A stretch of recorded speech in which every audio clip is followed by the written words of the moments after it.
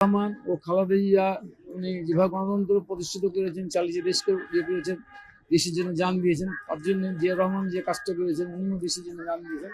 তারই প্রেক্ষাপটে আমরা চাই খালেদা জিয়া জান্নাতবাসী করুক, জান্নাতে ফেরদৌস দান করুক, জিয়া রহমানকে জান্নাতে ফেরদৌস দান করুক, আর তারেক রহমানকে যে রাষ্ট্র পুনরায় যদি চালানোর যদি আল্লাহ সুযোগ দেয় তাকে যেন এবং জিয়া রহমানের মতো খালেদা জিয়ার মতো আর এই দেশকে পরিচালনা করে, তার জন্য আমরা দোয়া করি।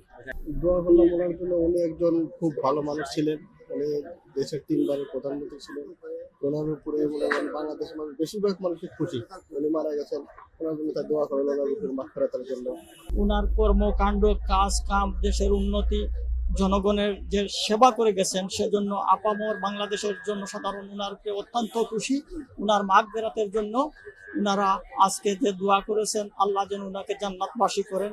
ওইখানে দলমতের কোনো সিস্টেম হয় নাই, সব মানুষ ভেদাভেদ ভুলে একসঙ্গে ওনার জন্য জান্নাতের জন্য দোয়া করেছেন।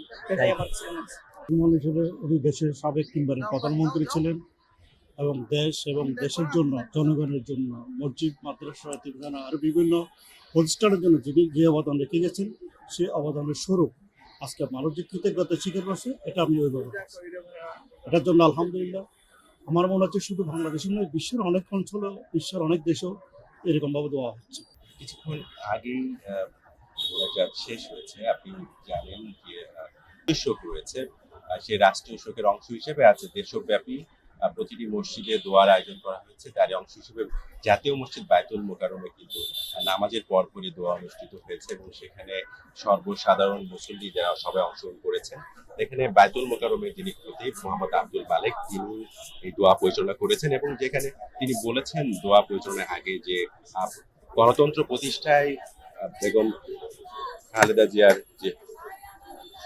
খালেদা জিয়ার যে অবদান, সেই জায়গা থেকে এটি যদি রাষ্ট্রীয় নির্দেশনা নাও থাকতো, তবুও আজ সবাই দোয়া করতেন এবং সেই দোয়ায় অংশ নিতেন এবং তার জন্য বিশেষ করে দোয়া করা হয়েছে, তার মাগফিরাত কামনা করা হয়েছে। একই সাথে তার পরিবারের জন্য এই শোক যেন কাটিয়ে উঠতে পারে সেই কামনাও তারা করেছেন। এবং সাধারণ মুসল্লিদের সাথে আমি কথা বলছি, তারাও যেটি বলছেন যে তারা একদম ভেতর থেকে আল্লাহর কাছে দোয়া করেছেন তার মাগফিরাতের জন্য এবং তার এই শোক সন্তপ্ত পরিবার তারা যেন এই শোক কাটিয়ে উঠতে পারে। তারা বারবার যেটি বলছিলেন যে গণতন্ত্র প্রতিষ্ঠায় তার যে আপসহীনতা এবং তার যে বলিষ্ঠ অবদান, সেটি জাতি সবসময় মনে রাখবে এবং তিনি একজন আইকন লিডার হিসেবে ভবিষ্যতে চিরভাস্বর হয়ে থাকবেন সেই জায়গাটিকে। এখন পর্যন্ত আমি দেখছি যে এখানে নেতা যারা মুসল্লি রয়েছেন তাদের একই সুর, প্রত্যেকে তার জন্য দোয়া করছেন এবং বায়তুল মোকাররমের খতিব যেটি বলছেন যে দেশব্যাপী এই যে দোয়া 3 দিন ব্যাপীর অংশ হিসেবে সেটি সুন্দরভাবে সবাই যেন করে, সেই নির্দেশনা তার আগে দিয়েছেন, তারই অংশ হিসেবে আজ দোয়া পরিচালিত হয়েছে।